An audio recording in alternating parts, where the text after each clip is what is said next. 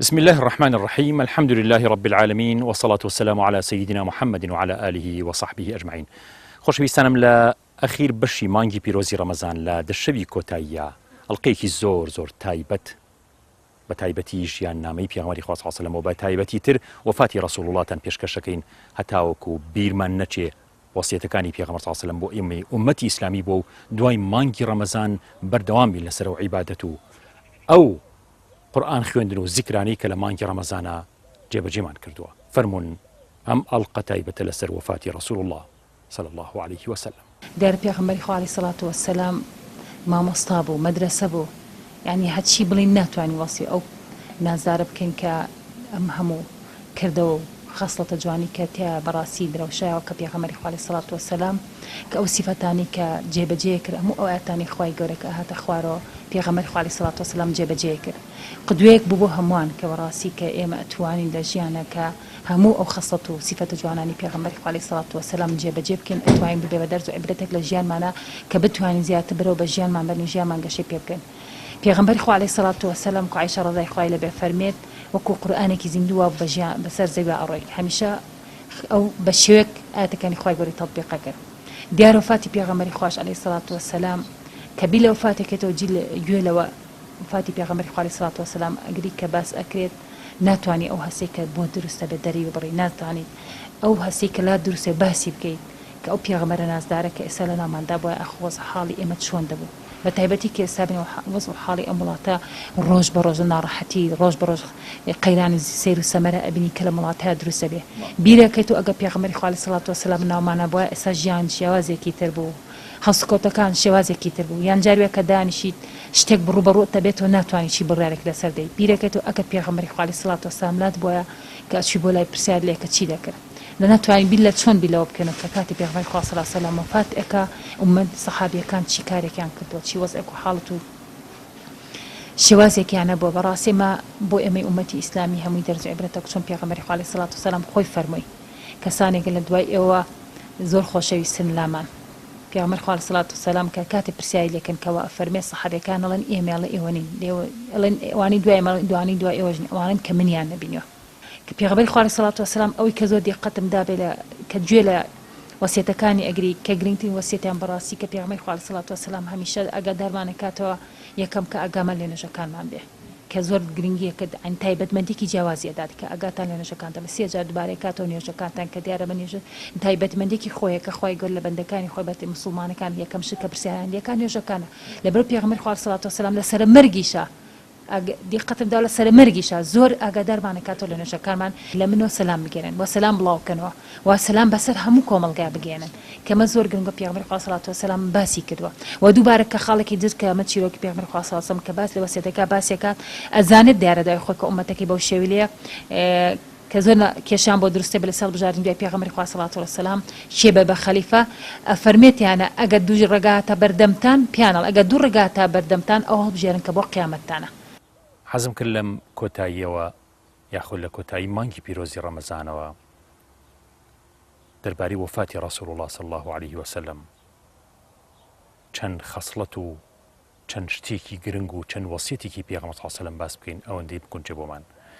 سیرەتی پێغەمبەر صلی الله عليه وسلم بە بەردەوامی 5 ئەخلاقیاتی گەورەمان فێرەکات.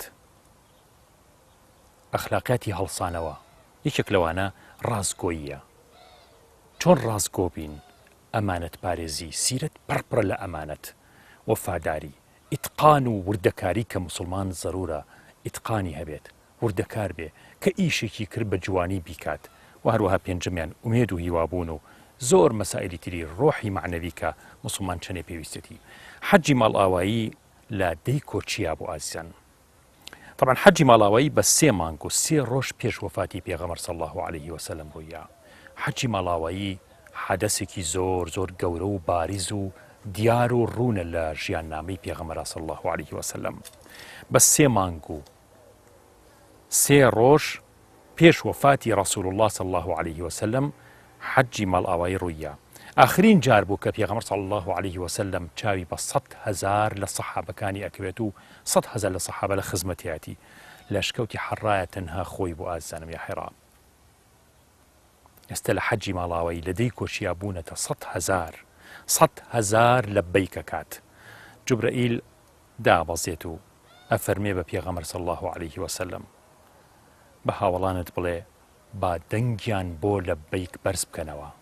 لەبەیک اللهم لەبەیک لبيك لا شريك لك لبيك إن الحمد والنعمة لك والملك لا شريك لك. آخرين لبيك كاني بيغمر صلى الله عليه وسلم بدري جاي أو رقاية ببردوامي لبيك يعني كر 100,000 للصحابة أزانم بيغمر صلى الله عليه وسلم قيش تعرفه وتاركي زور قورو مهمي ياكا وتارك زور مشهورة. أيها الناس خلقنا يوم لي بقرن تەرکیز بخەنە سەر ئەو خاڵانەی زۆر بەوردی گوێ لە خاڵەکان بگرن بزانن چیتان پێڵم چونکە نازانم ئاخۆ دوای ئەم ساڵە ئەتان بینمەوە یاخود نا. هەموو تارەکەی پێغەمبەر صلی الله عليه وسلم، هەموو گەشتی حەجی مەڵئاوایی وفاتی ڕەسوول الله زۆر زاڵە بەسەریا. عباس و ڕەبیعی کوڕی سەفوان یا ڕەبیعی کوڕی سەفوان وتەکانی حەزرەتی ڕەسوول اللهیان ئەوتەوە صلی الله عليه وسلم چونکە زۆر قەرەباڵغ بوو. ئەوانەی ئەکوژرێن ئازیزانم، ئەوانەی تەعەدایان لێ ئەکرێت، ئەوانەی ماڵی خەڵکە خۆن، ئەوانەی حرام خۆرن، ئەوانەی کە بوختانەکەن و ئیفکەکەن بۆ خەڵکی. هەموو ئەمانە با بزانین پێغەمبەر صلی الله علیه وسلم لە حەجی ماڵئاواییە لە ترۆپکی وتارە گەورەکەی حەجی ماڵئاواییە چییە فەرمێت؟ فەرمووی ئەزانن ئەم مانگە چییە؟ ئەزانن ئەمڕۆ چ ڕۆژێکە؟ ئەزانن ئەم شارە چ شارێکە؟ وتیان مانگی حرام و ڕۆژی حرام و شاری حرامە یاخود شاری پیرۆزە. اینجا فەرمووی کەواتە خوێنتان، پارە و سامانتان، شەرەف و ئابڕوو و کەرامەتتان لە یەکتر حرامە لەسەر یەک حرامە وەکو ڕۆژ و مانگ و شاری مەکە. ئامۆژگاریکی گەورەیە بۆ ئومەتی ئیسلامی. كل المسلم على المسلم حرام دمه وماله وعرضه. خەڵکینە لەخوا بترسن دەربارەی ئافرەتان. اتقوا الله في النساء. پێغەمبەر صلی الله عليه وسلم لەم حەجی ماڵئاوایە فەرمێ مافیان نەخۆن، زوڵمیان لێ مەکەن. ئەوەندەی وتەوە سەحابە فەرمون، ئەوەندەی وتەوە پێغەمبەر صلی الله عليه وسلم ئەمانە خۆزگایە پێغەمبەر صلی الله عليه وسلم ئیتر زیاتر نەیوتایەتەوە چونکە باری سەرشانمان قورسە بێ ئەزانین ئەمەی کە ئەی فەرمێت ئەمانەتێکی زۆر گەورەیە بێ جێبەجێ بکەین. ئەیها الناس إنما المسلمون إخوة. مسلمانان برای یەکن. هەروکو چۆن لە سورەتی حجوراتە لە حجوراتە پێغەمبەر صلی الله عليه وسلم خی گەورە لە سورەتی حجوراتە بە پێغەمبەر صلی الله عليه وسلم بە مسلمانانە فەرمێت.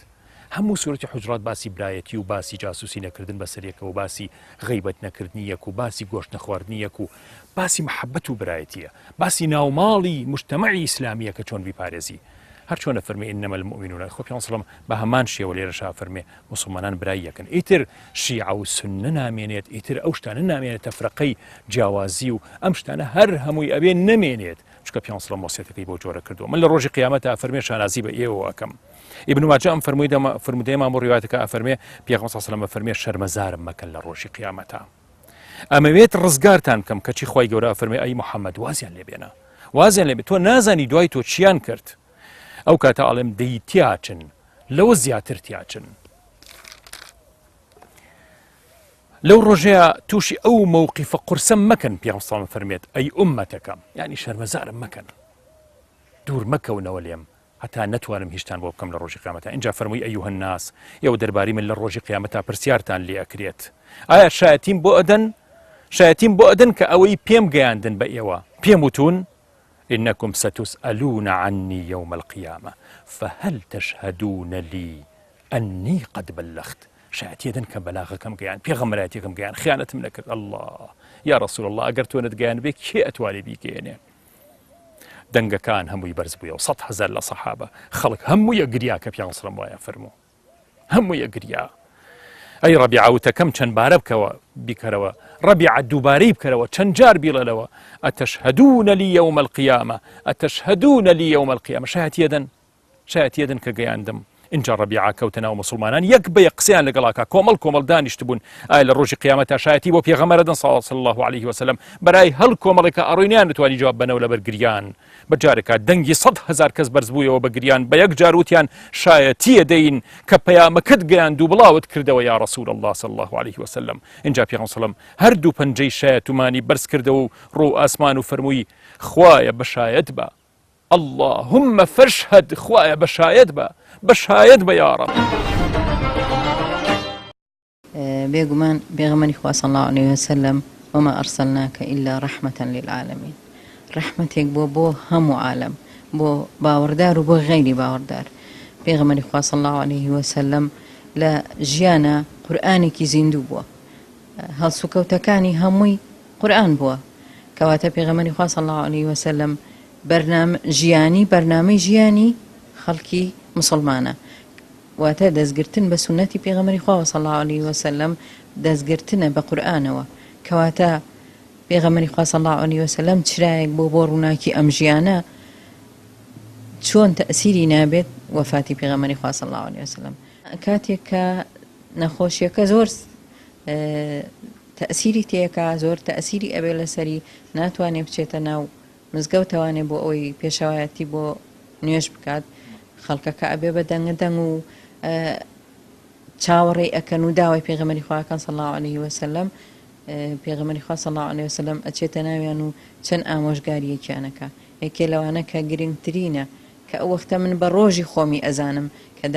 کە ئەفەرمێ ئاگاتان لە ئافرەتان بێ واتە ئافرەتان وەکو شوشە ناسکن ئاگاتان لێیان بێ ئەو وەختە ڕۆژی ئافرەتی باوەڕدارە هەروە ئاگاتان لە نوێژەکانتان بێ کەواتە نوێژ گرنگترینە.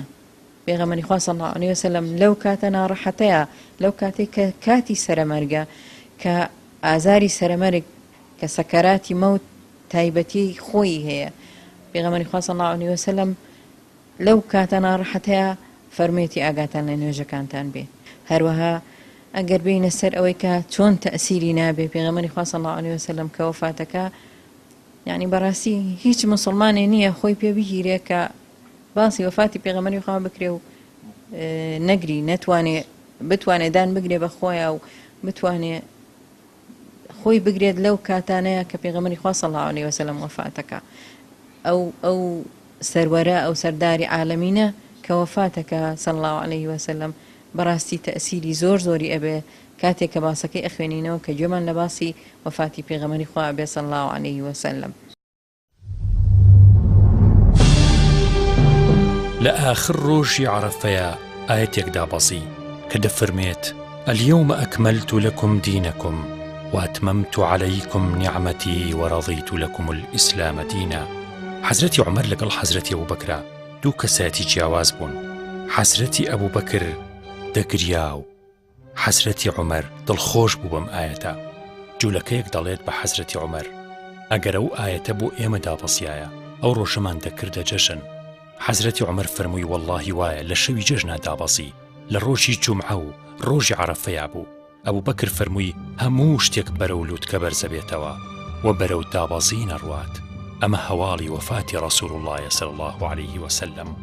پێغەمبەر صلی الله عليه وسلم لە عەرەفەوە دابەزی بۆ مینا لەوێش وەستا و هەمان وتەی دووبارە کردەوە بۆ 100,000 کەس دووبارەی کردەوە و فەرمووی خەڵکینە ئەمە چ ڕۆژێکە؟ خەڵکەکە زۆر سەریان سوڕما ئەم پرسیارە چی ئەیکا ڕەسوول الله؟ وتیان خوا و پێغەمبەرەکەی باشترە زانن. ڕاستە سەرەتای مانگە خۆ حەزرەت دوێنێ پرسیاری کرد ماوەیەکی زۆر بێدەنگ بوو هەتا وتمان ناوەکەی گۆڕێ بە ناوێکی تر. فەرمووی ڕۆژی سەرەتای مانگ نییە؟ وتمان بەڵێ. فەرمووی ئەی ئەم مانگەم چ مانگێکە؟ وتمان خوا و پێغەمبەرەکەی زاناترن. فەرمووی ئەم مانگە ذیلحیجە نییە؟ وتمان بەڵێ. فەرمووی ئەی ئەم شوێنە یاخود ئەم شارە چ شارێکە؟ وتمان خوا و پێغەمبەرەکەی باشترە زانن. سەحابە زۆر ئەدەبیان لە خزمەتی پێغەمبەرە هەبوو صلی الله عليه وسلم. فەرمووی شاری حرام نییە؟ وتمان بەڵێ. پاشان فەرمووی فإن دماءكم وأموالكم وأعراضكم عليكم حرام كحرمة يومكم هذا في بلدكم هذا في شهركم هذا. بۆچی یا رسول الله؟ دووبارەت کردەوە ئەتا پێمان بڵێ لەبەری بکەن تەفرقە و جیاوازیەکان کەمکەنەوە و مەیهێڵن لەناو ئوممەتی ئیسلامیە. پێغەمبەر صلی الله عليه وسلم لە میناشدا بەزی بەرەو تەواف. ئیتر تەواو ئەوە کۆتا جارەکە ئاچێتە مەککە کە تەوافی کرد و گەیشتە مولتەزەم کە شوێنەکە لە تەنیشت کەعبەوە دەکەوێتە نێوان بەردەڕەشەکە و دەرکای کەعبەوە. مەسافەیە کە تەنها جێگەی دوو کەسی تیابێتەوە. چوە ناو مولتەزەمەوە و سکی نووسان بە مولتەزەمەوە و پاشان ڕوومەتی لای ڕاستیشی نووسان بە مولتەزەمەوە و هەردوو دەستەکانی بەرزکردەوە و دوعایە کرد و دەگریا. وەختێ لە مولتەزەمیش دەرچوو دیسانەوە خەڵکەکەی کۆ کردەوە وتەی ماڵ ئاوایی فەرمووی خەڵکینا من مرۆڤێکم نزیکە نێراوی پەروەردگارم بێت و گیانم بکێشێ ئێوەش لە لای پەروەردگارم پرسیارتان لێکرێ ئایا چی عەرزی خوای گەوراکەن؟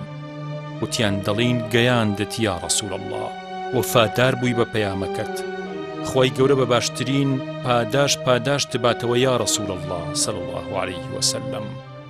کە حەزرەتی ڕەسوول الله صلی الله عليه وسلم لە مەککە دەرچوو ئاوڕێکی لە مەککەدایەوە و ماڵ ئاوایی لێکرد و گەڕایەوە مەدینە. خەڵکی مەدینە لە مزگەوتەکەیە کۆبوو بوونەوە. فەرمووی خەڵکینا من لە ئەبوبەکر ڕازیم، لە عومەر ڕازیم، لە عوسمان ڕازیم، لە عەلی و لە طەلحە و زوبەیر و سەعد و عەبدوڕەحمانی کوڕی عەوف لە هەر دەمەژدە پێدراوەکەی بەهەشت ڕازیم، لە مهاجرین لە ئەنسار ئەمە لە منەوە وەربگرن و بیزانن نەکەن لەسەر ئەمانە شەڕ بکەن دوای من.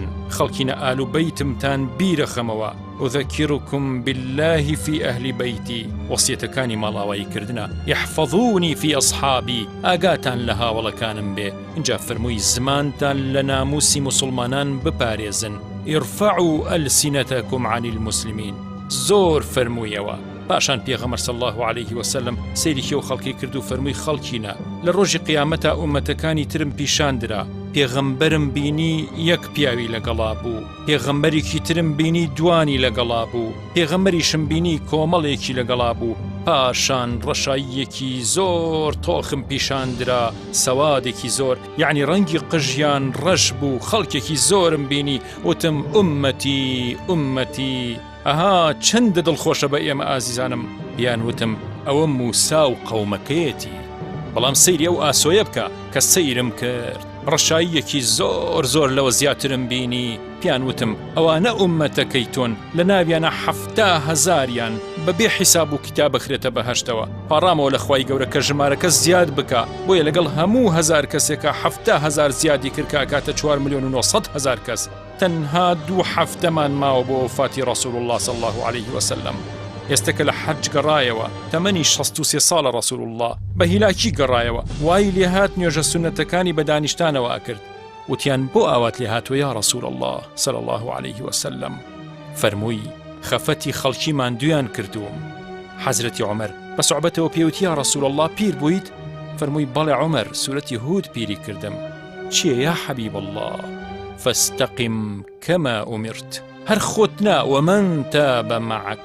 کوانێ یەک دڵی مسلمانان لە پێش حەجی ماڵ ئاوایی جبریل هەموو ساڵێک جارە هات و قورئانی پێختمە کردەوە کە چی لە دوای ڕەمەزانەوە ئەم ساڵە لە ماوەی 1 مانگا 2 جار ختمی پێکردووە. پێغەمبەر صلی الله عليه وسلم فەرمووی بە فاتیمە جبرائیل مانگە 2 جار ختمی قورئانی لەگەڵا کردووم بەڵام لەوە پێش ساڵی جارێک بوو. فەرمووی فاتیمە مادەم وایەوە ئەبینم ئەجەلم نزیک بوو بێتەوە سەبر بکە. هیچ ئافرەتێ لە ناو موسڵمانان بە ئەندازەی موسیبەتەکەی تۆ نییە با سەبرەکەشت لەوان زیاتر بێ. فاتیمەش فەرمووی خوا پشتیوانم بێ یا ڕەسوول الله صلی الله عليه وسلم.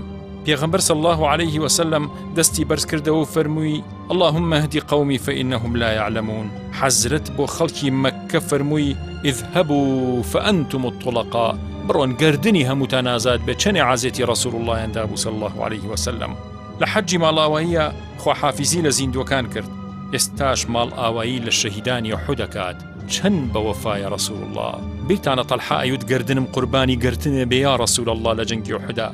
عەمارە نوسەیبە لە ناو خەڵتانی خوێنی خۆیان بوو بریندار بوو. کوڕەکەی هات بەلایە وتی وازم لێ بێنە بچۆ بەدەم حەزرەتی ڕەسوول الله صلی الله عليه وسلم. پاشان حەزرەت صلی الله عليه وسلم بە عەمارە فەرمێ ئەوەی تۆ بەرگەیەگری کێ بەرگەیەگرێ عەمارە؟ ئەویش فەرمووی بەرگە دەگرم داوای هاوڕێیەتی تۆکەم لە بەهەشتا یا ڕەسوول الله. حەزرەت صلی الله عليه وسلم لە بەردەم شەهیدانی ئوحودا وەستا و فەرمووی السلام عليكم يا شهداء أحد. ئێوە پێش ئێمە ڕۆشتن و منیش ئینشاء الله بەم نزیکانە ئەگەمەلاتان.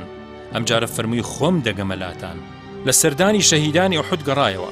لە گەڕانەوەیە ڕەسوول الله دەگریا. وتیان یا ڕەسوول الله بۆ گریت؟ فەرمووی بیری براکان مەکەم. وتیان ئەوەتاین لەگەڵتاین، لە خزمەتی تۆیاین. ئەی ئێمە لەگەڵت نین یا ڕەسوول الله؟ فەرمووی نا نەخێر، ئێوە هاوڵی منن، براکانم ئەوانن کە دوای وەفاتی من دێن، باوەڕم پێهێنن بێ ئەوەی بمبینن. بیریانەکەم بۆیەوە ئەگریم. یا ڕەسوول الله ئێمە هەرگیز نەگریاوین بۆ تۆ لەبەرەوەی بیرتەکەین. چ بێوەفاییەکە لە ئاستی ئێمە بەرامبەر بە تۆ؟ یا ڕەسوول الله ئێمە هەرگیز نەگریاوین بۆ تۆ لەبەرەوەی کە بیرتەکەین. ئەی کە ئەتبینێ لەسەر ئاوی کەوسەرە بێچیت بۆ بکە. ئەبوو مۆیهیبە ئەو هاوڵە بوو کە لە خزمەتیا بوو لە گەڕانەوە لە ئوحود. فەرمووی ئەبا مۆیهیبە ئەمەوێ سەردانی بەقیع بکەم. ئازیزان، سیعری ماڵێک لە نزیکی قەبرستانێکی ناو شارەکان نزمە، بەڵام سەیری بەقیعکەن چەند گرانە شوێنەکە، چونکە ئەو سەر قەبرانە هەمووی ئەهلی بەهەشتا. کە چوویە بەقیع فەرمووی بە ئەبوو مۆیهیبە ئەی ئەبوو مۆیهیبە، ئەزانی اختیار درایە دەستم لەسەرەوەی کەیان کلیلی گەنجینەکانی هەموو دنیام بدەنێ و هەتا ماوم تیا بمێنمەوە و دوایی بچمە بەهەشت، یان بگەڕێمەوە لای خۆی خۆم و لەم دنیایە بڕۆم. بەڵام لای خوام هەڵبژارد. ئەبوو مۆیهیبە. ئەبوو مۆیهیبە وتی دایک و باوکم بە قوربانە بێ یا ڕەسوول الله، گەنجینەکانی دنیا هەڵبژێرە و لە ناومانە بمێنەرەوە. فەرمووی نا ئەبوو مۆیهیبە، گەشتن بە خوای خۆم هەڵبژارد تەواو، تا مەزرۆی گەیشتنم بە خوای خۆم.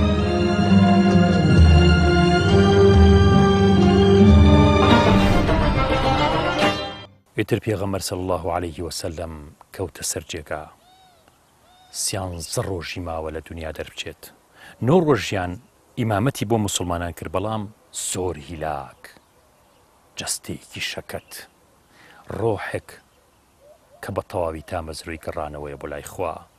4 ڕۆژی کۆتایی نێتوانی جەماعەتیان بۆ بکا بۆ موسڵمانان. بۆیە فەرمووی بڕۆن بە ئەبوو بەکر بڵێن با ئیمامەت بۆ ئیمانداران و موسڵمانان بکات. دوای ئەوە هەستی کرد پێغەمبەر صلی الله عليه وسلم کە تۆزێک لەشی سووک بووە، بۆیە چوو بۆ مزگەوت. حەزرەتی ئەبوو بەکر ویستی لە ئیمامەت بگەڕێتە دواوە، یعنی چاوی لێ بوو بە تیلچاو ئاگادار بوو کە پێغەمبەر هاتە ناو مزگەوت، ویستی بگەڕێتە دواوە، چونکە لە دەرگای حوجرەکەی پێغەمبەر صلی الله عليه وسلم کە ئاچی دەرگای ژوورەکەی حەزرەتی عایشە ئەچوە سەر مزگەوت، پێغەمبەری بینی صلی الله عليه وسلم، چونکە ئەو دەرگایە بەس پێغەمبەر صلی الله عليه وسلم هاتووی پیا کرد. بەڵام پێغەمبەر صلی الله عليه وسلم ئاماژەی بۆ کرد، ئاماژەی کرد بۆ ئەبوو بەکر کە نەگەڕێتە دواوە، لە شوێنی خۆت بە. بەو جۆرە مایەوە پێغەمبەر صلی الله عليه وسلم بە دانیشتانەوە نوێژی لە دوای حەزرەتی ئەبوو بەکرەوە کرد، بوو بە مەئموم و ئەبوو بەکر بوو بە ئیمام. دوای تەوابوونی نوێژەکە پێغەمبەر صلی الله عليه وسلم فەرمووی ویستی خوای گەورە وایە کە هەچ پێغەمبەرێک لە پێغەمبەرەکانی کە بێوێ گیانی بکێشێت، یعنی وەختی وەفاتی بێت، هەتا یەکێک لە پیاوانی ئومەتەکەی ئیمامەتی بۆ نەکەن، گیانی ئەو پێغەمبەرە ناکێشێت. لەم باسی وەفاتی پێغەمبەر صلی الله عليه وسلم وردە وردە پێغەمبەر صلی الله عليه وسلم ئاماژەکان زیاترەکە بۆەوەی کە نزیک بۆتەوە وەفاتەکە. بۆچی واڵێ پێغەمبەری خوا صلی الله عليه وسلم؟ بۆ ئەوەی ئیمان و ئیسلام بەردەوام بێت، ئیمامەتی مسلمانان ئەبێ بەردەوام بێت. حەزرەت صلی الله عليه وسلم 3 ڕۆژی ماوە بۆ وەفاتی، تەنها 3 ڕۆژ. چییە بێت یا ڕەسوول الله صلی الله عليه وسلم؟ چی ڕوەدا؟ بانگی هەموو خێزانەکانی یەکات کە نەخۆشیەکەی زیادەکە بانگیانەکات. ئەو بوو بە هەر شەوی لای خێزانی شێمایەوە بانگی کردن. ئەو شەوی خاتوو مەیمونە بوو، فەرمی مۆڵەت مەدەن لە ماڵی عایشە بکەوم. وتیان بەڵێ یا ڕەسوول الله صلی الله عليه وسلم، هەموومان مۆڵەت دەدەین. ویستی هەستێت، بەڵام پێغەمبەر صلی الله عليه وسلم نەیتوانی هەستێت. ئەوە بە حەزرەتی عەلی و فەزلی کوڕی عەباس چوونە ژێر باڵی پێغەمبەر صلی الله عليه وسلم. لە ماڵی خاتوو مەیمونەوە بۆ ماڵی خاتوو عایشە مسلمانان بینیان کە پێغەمبەر صلی الله عليه وسلم بە هەردوو دەست هەڵگیراوە، قەت پێغەمبەریان وانە بینیوە صلی الله عليه وسلم. وەزعی سەحابەکان زۆر تێک چوو، تەواو ڕەسوول الله وەفات دەکات صلی الله عليه وسلم. کە لەسەر جێگاکەی دایاننا ڕەسوول الله صلی الله عليه وسلم فەرمووی لا إله إلا الله، مردنیش گیان کێشانیش ئازاری هەیە، بە ئازارە. إنك ميت وإنهم ميتون، أيوتەوە لا إله إلا الله إن للموت لسكرات سكرات مردن ناڕەحەتە هەموو گیانی نێوچەوانی نیشت بۆ سەر ئارەق ئارەقەکەیانە سڕی کەچی زیاتر عارەقیە کردەوە خاتو عایشە فەرمێ دەستی ڕەسوڵ اللهم گرت صلی الله عليه وسلم دەستی خۆی دەستیم گرت و بە دەستی خۆی عارەقەکەیم بۆ ئەسڕی ناوچەوانی وتیان بۆ چی واتە کرد عائیشە فەرمووی لەبەرەوەی دەستی خۆی مبارەکترە لە دەستی من ویستم دەستی خۆی بەکاربێنم بۆ سڕینی عارەقەکەی خاتو عایشە فەرمێ بیرم کەوتەوە کە نەخۆشە هاتە خزمەتی ڕەسوڵ الله صلی الله عليه وسلم دەستی هێنا بە ناوچاوی نەخۆشەکەی و ئەی فەرمووی یعنی ئەمە سونەتی پێغەمبەر صلی الله عليه وسلم اللهم رب الناس أذهب البأس اشفي أنت الشافي لا شفاء إلا شفاؤك شفاء لا يغادر سقما قال دەستیم گرت و هێنام بە نێوچەوانی پێغەمبەر صلی الله عليه وسلم ئەو دوعایم بۆ کرد ئەم دوعای سونەتی خۆیم بۆ کرد فەرمووی عائیشە دەستی لا برد و فەرمووی عائیشە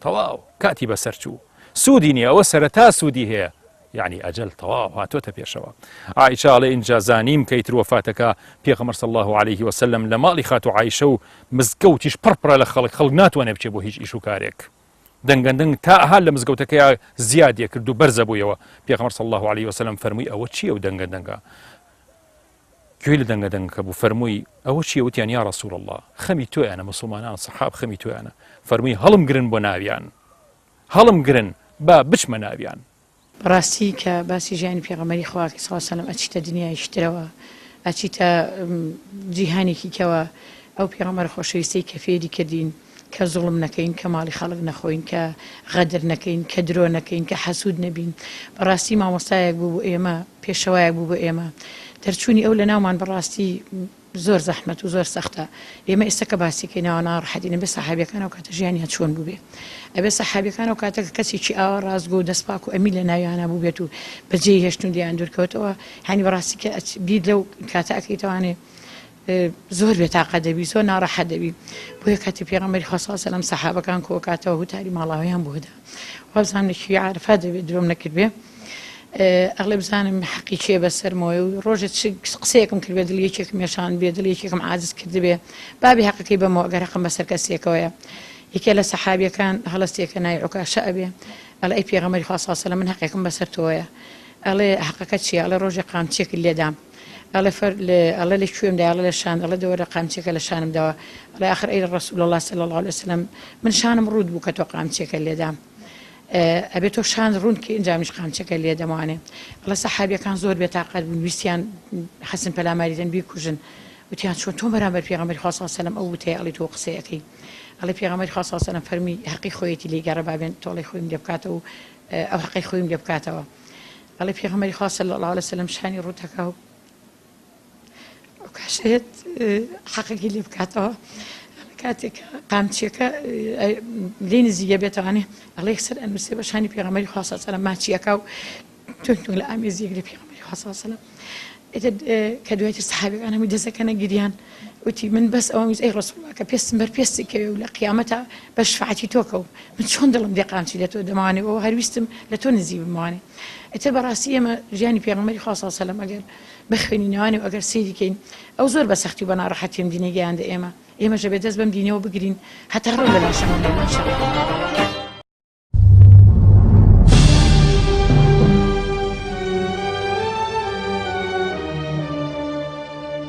پێغەمبەر صلی الله عليه وسلم تەنها ڕۆژێکی ماوە وەفاتکە ویستی هەستێتەوە نەیتوانی ئەو بوو گۆزێ ئاوی فێنکیان بۆ هێنا و کردیان بەسەریا هەتا هۆشی بێتەوە ئەوەندە تاکەی بەرز بوو حەوت کوپە یان گۆزە ئاویان کرد بەسەریا هەتا تۆزێ توانای هەستانی ببێ هەتا فەرمووی بەسمە تەواو ئەتوانم هەستم اینجا هەڵیان گرت و بەرەو مزگەوت برتیان دواوتاری ڕەسوڵ الله بوو صلی الله عليه وسلم.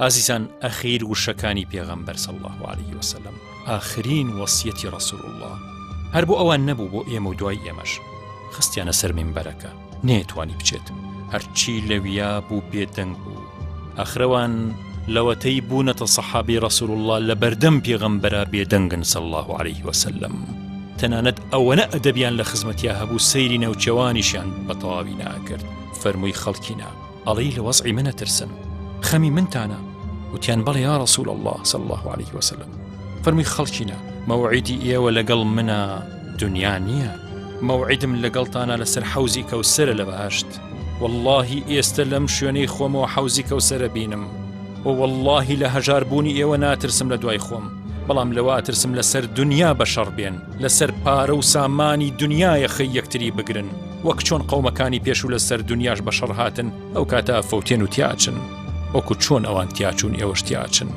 خەڵکینە خوای گەورە ئیختیاریدایە دەستبەندەیەکی لە نێوانمانەوە لە دنیاە خودگەیشتن بەخوای خۆی بەڵام ئەو بەندەی خوای هەڵبژار حەزرەتی ئەبوبەکر تێگەیشت کە مەبەستی خۆیەتی ئیتر گریانی ئەبوبەکر بە جۆرە بەرز بوویەوە کە هەناسکە بڕکەی پێکەوت و عادەتیانەوە نەبوو کەس قسە بە پێغەمبەر صلی الله علیه و سلم ببڕێت لە کاتی وتاردانە بەڵام ئەبوبەکر خۆی پێنەگیرا هەستایە و فەرمووی باوکم بە قوربانە بێ یا ڕەسوول الله دایکم بە قوربانت بێ یا حەبیب الله کوڕەکەم بە قوربانت بێ ماڵ و سامانم لە دەورت گەڕێ یا ڕەسوول الله صلی الله عليه وسلم چیم هەیە بە قوربانە بێ یا ڕەسوول الله صلی الله عليه وسلم ئەو خەڵکە سەیری ئەبوبەکریانە کرد چۆن ئاگری گرتووە قسەکان بە پێغەمبەری خوا صلی الله عليه وسلم بڕێت حەزرەت صلی الله عليه وسلم وتارەکەی بڕی و فەرمووی خەڵکی نەواز لە ئەبوبەکر بێنن کەس لە ئێوە وەکو ئەبوبەکرم فەزلی نییە بەسەرمەوە نەمتوانی پاداشتی ئەبوبەکر بەمەوە ئەیدەمە دەست خوای گەورە خۆی پاداشتی باتەوە هەموو دەرگاکان لەسەر مزگەوتەکەیدا ئەخرێ ئیلا دەرگای ئەبوبەکر نەبێت هەرگیز نابێدا بخرێت دەرگای سەرقافڵەی ویلایەت چۆن داخرێ کلیلی ڕێگای ئیحسان دەلیلی ڕێگای زاتی سوبحان طەیی مەسافەی عابیدان چۆن داخرێ پاشان حەزرەت فەرمووی هەچ کەسێ قامچیەکم لێیاوە ئەوە پشتم بابێ لێم ماتەوە هەر کەسێ پارەم لێ وەرگرتۆ بابێ حەقی بەمەوە ئەوەی قسەیەکم پێوتۆ بابێ قسەکەم پێ بڵێتەوە من حەزەکەم بە پاکی بگەڕێمەوە بۆ لای پەروەردگارم یا ڕەسوول الله ئەگەر تۆ پاک نەبی کێ پاکە و کێ بە پاکیە گەڕێتەوە بابێ لە تۆڵەسەنەوە نەترسێت چونکە من ئەهلی تۆڵەسەنەوە نیم هەچ کەسێ هەرچیەکی لایە بابیڵێ لێ عاجز نابم من تۆڵەسێن نیم اینجا پیاوێ هەڵساوتی یا ڕەسوول الله صلی الله عليه وسلم 3 درهەمت لایە حەزرەت فەرمووی خوا جەزات باتەوە ئادی عەباس ئەو 3 درهەمەی بدەرەوە پاشان پێغەمبەر صلی الله عليه وسلم هەستا و فەرمووی خەڵکینە الله في الصلاة ئاگاتان لە نوێژەکانتان بێت الله في الصلاة ئەیوتەوە الله في الصلاة الله لە سیلەی ڕەحم الله بەرامبەر بە ئافرەتان باش بن لەگەڵیان وەسیەت بێ لەگەڵ ئەنسارا چاک بن هەموو لایە لەگەڵ یەکترا چاک بن و باش بن اینجا دوعای کرد و فەرمووی خوا داڵدەتان بات خوا سرتان بخە خوا بتان پارێزێ خوا کۆمەکیتان بکە خوا ڕاوەستاوتان بکات و بەرزتان بکاتەوە خوا بێئومێدتان نەکات و پشتیوانتان بێ پاشان پێش ئەوەی دابەزێ ئاخرین کەلیمەی فەرموو بۆ ئێمە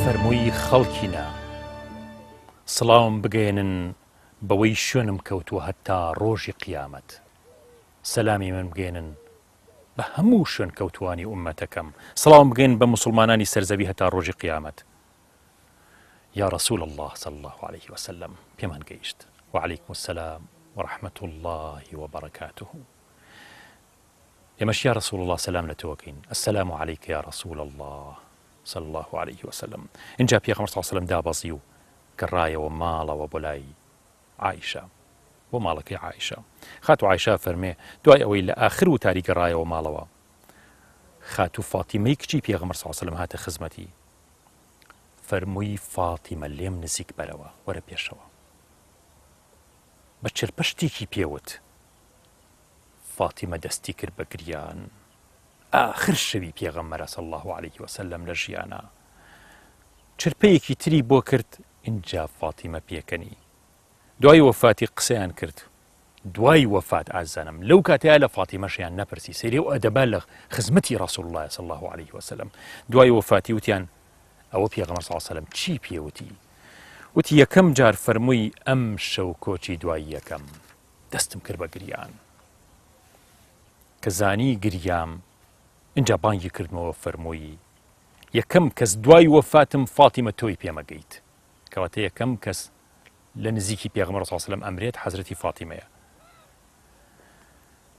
ئێستا کاتی نوێژی بەیانی ئازانم ڕۆژی کۆتایی پێغەمبەر صلی الله عليه وسلم ڕۆژی وەفاتی ڕەسوول الله صلی الله عليه وسلم حەزرەتی ئەبوبەکر ئیمامەتی بۆ موسڵمانانە کرد پێغەمبەر صلی الله عليه وسلم هەستا و دەرگای ژوورەکەی کردەوە کە بەسەر حەوشی مزگەوتەکەیە ئەیڕوانی هەر لە بێشەوە ئەچوە ناو مزگەوت پێغەمبەر صلی الله عليه وسلم کەسی تر ئەو دەرگایی بەکار نەهێناوە ئیلا پێغەمبەر خۆی نەبێ صلی الله عليه وسلم. پێغەمبەر صلی الله عليه وسلم سەیری کرد کە ئەبوو بەکر ئیمامە و نوێژ بۆ خەڵکیەکە اینجا زەردەخەنەیەکی کرد ئاخرین زەردەخەنەی پێغەمبەر صلی الله عليه وسلم ئاخرین پێکەنینی پێغەمبەر دڵخۆشی پێغەمبەری خوا صلی الله عليه وسلم کە سەیری موسڵمانانی کراوە لە دوای حەزرەتی ئەبوبەکرەوە نوێژەکەن پێش وەفاتی. سەحابە هەستیان کرد بەو حاڵەتە لە ناو نوێژیشا بوون.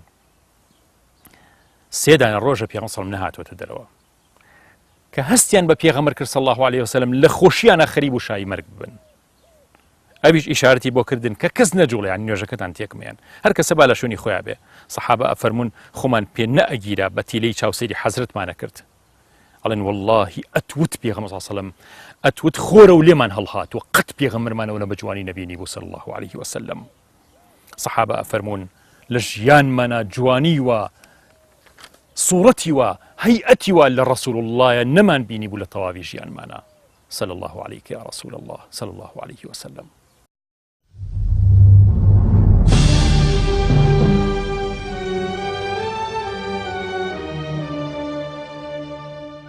پاشان حەزرەت شووە ژوورەوە و ساتی وەفاتی هات لەگەڵ هەڵهاتنی خۆرا و لە ڕۆژی دووشەممە بوو لە هەڵهاتنی خۆرا ئەو وەفاتەکات. بیرتانەکەی لەدایک بوو ساتی هەڵهاتنی خۆر لەدایک بوو بەڵام خۆری معنەوی تۆ یا ڕەسوول الله صلی الله عليه وسلم هەرگیز لە ئێمە ئاوا نابێت. ئەم 200 ساڵی کۆتایی ئومەتی ئیسلامی خۆرگیرانە نەک ئاوا بوون هەرگیز خۆری ئومەت ئاوا نابێت و ئەگەڕێتەوە. شێوەی وەفاتەکەی بەم جۆرە بوو لەسەر سنگی خاتو عایشە وەفاتی کرد. خاتو عایشە فەرمێ واللهی ڕەسوول الله صلی الله عليه وسلم لە نێوان گردن و سنگ ما وەفاتی کرد. دەی فەرموو بەلی الرەفیق الأعلا بەلی الرەفیق الأعلا. خاتو عایشەم بەسەرهاتەمان بۆ گێڕێتەوە فەرمێ حەزرەتی جوبرەئیل دێتە خزمەتی ڕەسوول الله چونکە لە وتەکەی ئەمە دەرەهێنێت. چۆن زانی جبرائيل هاتوا جبرائيل فرموي السلام عليك يا رسول الله صلى الله عليه وسلم.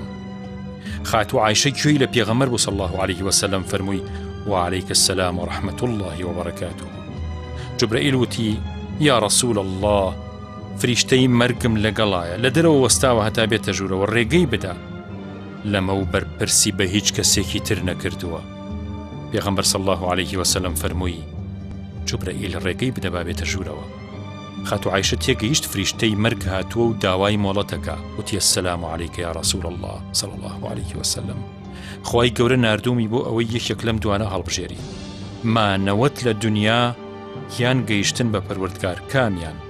پیغمبر صلى الله عليه وسلم پنجي شايتماني برس كردو بو آسمان وفرموي بل الرفيق الأعلى بل الرفيق الأعلى. خاتو عائشة فرموي زانيم اختيار دراوة دستي ما دام فرموي بل زانيم ايما هل نابجيري. انجا فريشتي مرق لسرسري راوستاوتي اي روح باكك اي روحي محمدي كوري عبد الله وردر وبولاي رزامنتي ورازبوني خوايش رازي وتور نبولتو يا روح محمد بن عبد الله اخرجي إلى رضا من الله ورضوان ورب راض غير غضبان. خاتو عائشة فرمي اتر دستي لسر سنگم شلبو كوت خوارو سري لسر سنگم بطواوي قرز بو زانيم طواو وفاتي كرت. خاتو عائشة فرمي نمزاني چي بكم بو ينا چار بوم او درگاية بكم وكبو غيري خوي نأبو بكريتا واللوي وبروات بو مزقود ئەوەی لە مزگەوتەکە بوو زۆر سەریان سوڕما چۆن دەرگاکە یەکەم جارە ئافرەتێکی کاتەوە یەکەم جارە کەسێ لەو دەرگاوەیەتە دەرەوە بێجگە لە ڕەسوول الله صلی الله عليه وسلم. خۆمم پێ نەگیرا بە هەموو قووەتی خۆم هاوارم کردوتم بە هەموو توانای خۆم هاوارم کرد ماتە ڕەسوول الله ماتە ڕەسوول الله. پێغەمبەر وەفاتی کرد صلی الله عليه وسلم. هەر کەواموت مزگەوتەکە بوو بە شین و فوغان و گریان بوو بە حەشر و گریانێکی عەجایب. خۆم پێ نەگیرا هەر هاوارمە کرد پێغەمبەری خوا وەفاتی کرد هاوڵانم بینی یەکەیەکە ئەکەوتن بە ئەرزاوە بورانەوە. حەزرەتی عەلیم بینی بە پێوە بوو کەوت نێتوانی هەستێتەوە. عوسمان دەستیان گرت بوو مەملەولای ئەکەوت. فاتیمەش هەوڵی ئەدا سەبر بگرێت چونکە حەزرەت داوای لێکرد بە سەبر بێم. ئەیوت بابە گیان، خوا گیان دوعاکەی گیرا کردی، بابە گیان بەهەشتی فیردەوسە مەئوات، بابە گیان هەواڵی مەرگت بەرەو جوبرەئیل لە ڕوات. ئەم پارچە شعرانەیەوتەوە هەتا سوکنایی بە دڵی خۆی بە، بەڵام حەزرەتی عومەر شمشێرەکەی هەڵگرتبووە یوت هەرچ کەسێ بڵێ پێغەمبەر وەفاتی کردو بەم شمشێرە لە گەردنیە دەم، نەخێر بەڵکو چۆچاوی بەخوای خۆی بکەوێ هەروکو چۆن موسا ڕۆشت دوای ئەوەیەتەوە ناومان و هەر کەسێ وا بڵێ کوژم. بەڵام دامەزراوترین کەس حەزرەتی ئەبوو بەکر بوو. ئەو بوو باوەشی کرد بە پێغەمبەر صلی الله عليه وسلم، دڵنیا بوو کە وەفاتی کردووە. اینجا کەوتە ماچکردنی و ئەیوت ئەی خۆشەویستم، ئەی پێغەمبەرم صلی الله عليه وسلم، ئەی هاوڵەکەم. پاشان سەیری ڕوخساری جوانی کردی فەرموو، پاشان سەیری ڕوخساری جوانی کرد و فەرمووی چەند بە زینوی جوان بوویت و چەندە بە مردووی جوان یا رسول الله، طبت حيا وطبت ميتا يا رسول الله صلى الله عليه وسلم. پاشان لە ماڵ هاتە دەرەوە فەرمووی عومەر بێدەنگ بە، ئەی خەڵکینە ئەوەی محەممەدیە پەرست محەممەد وەفاتی کرد، ئەوەی خوای گەورە ئەپەرستێ ئەو خوای گەورە زیندوە و هەرگیز نامرێت. ئەم ئاەتانەی خوێندەوە فەرمووی وما محمد إلا رسول قد خلت من قبله الرسل أفإن مات أو قتل انقلبتم على أعقابكم ومن ينقلب على عقبيه فلن يضر الله شيئا وسيجزي الله الشاكرين. حەزرەتی عومەرە فەرمێ لە دوای ئەوە چوومە دەرەوە لە مزگەوتەکە و بۆ خۆم گریام، زۆر گریام، تێر گریام. پاش ماوەیە حەزرەتی ئەبوبەکر بانگی کردم و پێیوتم عومەر وەرە عومەر پەیامەکەی پێغەمبەر صلی الله عليه وسلم پێش ناشتنی ڕەسوڵ الله بێ بزانین کاروبارەکان چۆن ڕێکخەینەوە. هەستن بۆ ئەوە بژین کە ئەو بۆی ژیا. ئەو بوو بەیعەتیان نا بە ئەبوبەکر پێش ناشتنی، پێشەوەی پێغەمبەری خوا صلی الله عليه وسلم بنێژن. اینجا کەوت نشتنی ڕەسوڵ الله صلی الله عليه وسلم. حەزرەتی عەلیە فەرمێ پێغەمبەر صلی الله عليه وسلم وەسیەتی بۆ کردم بەجلەکانی خۆیەوە بیشۆم. ئەوە بوو بەجلەکانی خۆیەوە شتیان. عەلی و عەباس و فەزلی کوڕی عەباس ئەیشۆن، خزمە نزیکەکانی خۆی ئەیشۆن. قەتەمی کوڕی عەباس و ئوسامەی کوڕی زەید لەگەڵ ئەوسی کوڕی ئەنسار کەوتی ئەی عەلی کوا بەشی من، کوا بەشی ئەنسار با منیش بێم. تخوا ڕێگەم بن بۆشتنی ڕەسوڵ الله صلی الله عليه وسلم، تخوا ڕێگەم بن بۆشتنی ڕەسوڵ الله صلی الله عليه وسلم، با منیش لەگەڵتان بم. هەر لەبەرەوە عەباس و فەزلی کوڕی پێغەمبەریان ئەم دیوە کردو، ئوسامەش ئاوی پیا کرد و حەزرەتی عەلیش ئەیشت و اینجا تاقم لە خەڵکی مەدینە ئاهاتن نوێژیان لەسرە کرد. یەکەم کۆمەڵ حەزرەتی ئەبوبەکر و عومەری تیا بوو. حەزرەتی عومەر فەرمووی شایەتیە دەم کە پەیامەکەت گەیان یا ڕەسوڵ الله، ئەمانەتت گەیان، ئوممەتت ئامۆژگاری کرد و لە پێناوی خوایە جیهادێ کرد هەتا مردن بوو بە خەڵاتی هەمیشەیت. خوای گەورە پاداشت باتەوە یا ڕەسوڵ الله صلی الله عليه وسلم.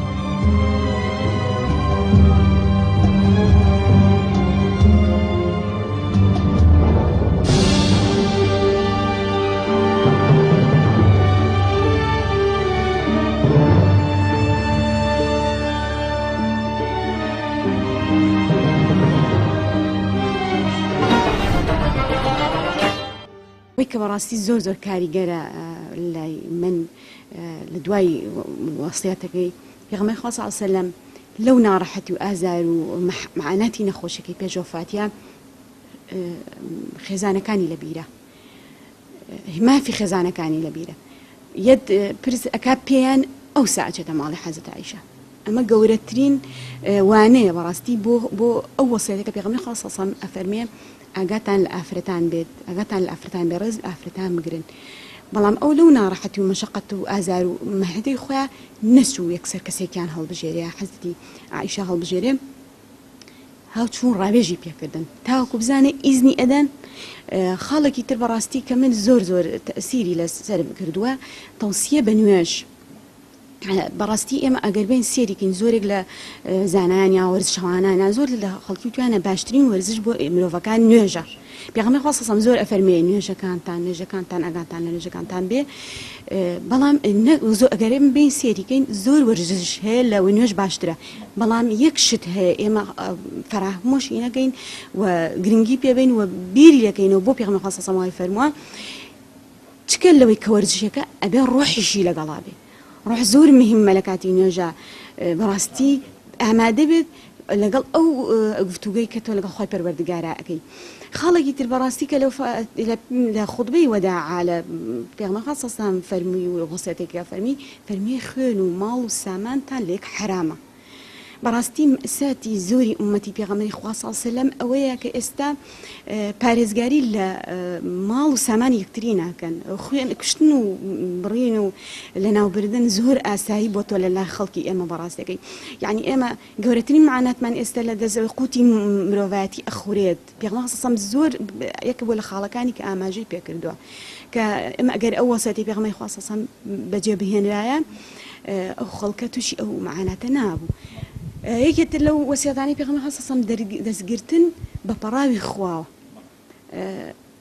یعنی باشترین و جوانترین دەستور بۆ مرۆڤایەتی قورئانی پیرۆزە خوای گەورە بمان کاتە شوێنکەوتەی و قورئان کاتە بەهاری دڵەکانمان ئینشاءڵڵا و سنەتی پێغەمبەری خوا سەڵ سەلام یەکێتر لەو کاریگەرانەی کە من لە وفاتی پێغەمبەر خوا سەڵ سەلام کاری لێگرتم دوای ئەو سوڕەی مائیدە خوای گەورە لە ئاەتی سێکە ئەینێرێتە خوارە دوای خوتبەکە ئەبوو بەکری سیدیق دەزەکا بەگریان هەندێک ڕوایەتە فەرموون عومەر دەزەکا بەگریان فەرمێ بەڕاستی ئیتر ئینجا ناتەواویە ئینجا ناتەواویەکان ڕومانتیەکات کەویش نیشانی وفاتی پێغەمبەری خوا سەڵ سەلەم پاشان ئەفرەتان هاتنە ناو مزگەوت و نوێژیان لەسەر پێغەمبەر کرد صلی الله علیه وسلم و پاشەوانیش مناڵان هاتن و نوێژیان لەسەر کرد پاشان کاتی ناشتنی هات هەموو هاوڵان وتیان باشە چۆن دڵمان بێت خۆڵ بکەین بەسەر پێغەمبەر صلی الله علیه وسلم چۆن دڵمان ببینێژین ئەوە بوو فەرمایشتەکەی ڕەسوڵ اللهیان بیرکردەوە کاتێک فەرموو بووی ژیانم هەمووی خێرە بۆتان مردنیشم خێرە بۆتان ژیانم خێرە بۆتان چونکە بەرەو خێر ڕێنمووی ئێوەم کردووە مردنیشم خێرە بۆتان چونکە لە ڕۆژی پێنجشەممانە کە کردەوەکانتان ئەخرێتە بەردەم ئەمە فەرمودەی پێغەمبەر صلی الله علیه وسلم هەموو پێنجشەمەی هی ئێمەش ئازانم ئەگەر چاکە بوو سوپاسی خۆی لەسەرەکەم و ئەگەر خراپەش بوو داوای لێخۆشبوونەکەم بۆتان لە لای پەروەردگار وتیان یا ڕەسوڵ الله دوای مردنیشت هەر ئەمان ناسیت فەرمووی بەڵێ نەک هەر خۆتان بەڵکو پشتا و پشتانە ناسم یەکەیەکە بە ناوی خۆتانەوە ئەتان ناسم هەتا ڕۆژی قیامەت وتیان چۆنەمان ناسیتەوە لە کاتێکا کە کرم و مار لاشەی تۆی خواردووە یا ڕەسوڵ الله صلی الله علیه وسلم فەرمووی خوا لەسەر ئەرز لەسەر زەوی حرامی کردووە کە لاشەی پێغەمبەران بخوات ئیتر خۆڵیان کرد بەسەر ڕەسوڵ الله صلی الله علیه وسلم خەریک بوو تەواو بوون لە ناشتنی مخەیرەی کوڕی شوعبە موسیلەکەی خستە ناو گۆڕەکەی پێغەمبەرەوە صلی الله علیه وسلم وتی بۆستن موسیلەکەم کەوتە ناو قەبرەکەی پێغەمبەر صلی الله علیه وسلم وتیان کەی کاتی ئەمەیە مخەیرە دابەزی باوەشی کرد بە ڕەسوڵ الله و زۆر بە کوڵ گریا فەرمووی حەزم کرد ئاخرین کەس بم کە ماڵ ئاوایی لێ بکەم یا ڕەسوڵ الله صلی الله علیه وسلم اینجا موسیلەکەی دەرهێنا و هاتە دەرەوە پێغەمبەریان ناش صلی الله علیه وسلم خاتو فاتیمە ئەفەرمێ وتم ئەنەس باشە چۆن دڵتان هات خۆڵتان کرد بەسەر پێغەمبەر صلی الله علیه وسلم چۆن دڵتان هات خۆڵتان کرد بەسەر باوکمە ئەنەس بێدەنگ بوو تێر گریا ئەنەسی کوڕی مالیک ئەڵێ پێغەمبەر صلی الله علیه وسلم لە ڕۆژی دووشەممەیە هاتە ناو مەدینە هەموو شتێ ڕووناک بوویەوە مەدینە هەمووی ڕووناک بوویەوە و لە ڕۆژی دووشەممەش وفاتی کرد هەموو شتێ بە دوای ئەوە تاریک بوو هاوڵان ئەڵێن نەمانەتوانی قسە لەگەڵ یەکترا بکەین چوینە ناو ماڵەکانمان سەرزەوی لە پێش چاومان هەمووی گۆڕا شاری مەدینە بەجارێکە هەمووی گۆڕا لەبەر چاومان قسەمان لەگەڵ ماڵ و مناڵەکانمانە نەئەکرد هەر یەکەمان لە ماڵی خۆمان لە سوچێکا دانیشت بووین ئەگریاین خەویان زڕا بوو خەومان زڕا بوو نان و ئاومان گریان بوو ئازیزان ئێوە بیری ڕەسوڵ اللهکەن دنیا لە بیرکەن ئەوتان خۆش بێ ئەوەی باتەوە ئەوەی لەگەڵ ئەو بێ ئەیباتەوە بۆ یەکەم نوێژی دوای وفاتی ڕەسوڵ الله صلی الله علیه وسلم بانگی بەیانی بوو بلال هاتە مزگەوت و بانگی فەرموو الله ئەکبەر الله ئەکبەر الله ئەکبەر الله ئەکبەر خەڵکی ئەو شەوە هەمووی نەخەوت بوون هەمووی بەخەبەر بوو هەستان بۆ نوێژی بەیانی هاتن کاتێک گەیشتە ئەشهەد ئەن محەممەدە ڕەسوڵ الله نەیتوانی تەواوی بکە دەستی کرد بە گریان جارێکی تری ویستی بیڵێتەوە ئەشهەد ئەن محەممەدە ڕەسوڵ الله ئیتر نەیتوانی کە سەیری ماڵەکەی پێغەمبەریە کرد لەوێ نەبوو بێتە ناو مزگەوت یەکەم جارە بانگی بەیانیەدات و پێغەمبەر صلی الله علیه وسلم نایە بۆ نوێژی بەیانی هەر هەوڵی یا بیڵێ ئەیویست تەواوی بکە نەیتوانی ئەوە بوو نەیتوانی بانگ بدا چوویە خزمەتی حەزرەتی ئەو بەکروتی وازم لێ بێنە دوای ڕەسوڵ الله ناتوانم بانگ بڵێم سەری خۆی هەڵگرت و وڵاتی بەجێ هێڵا بیلال نەیتوانی دوای حەزرەتی ڕەسوول الله جارێکی تر بانگ بڵێت.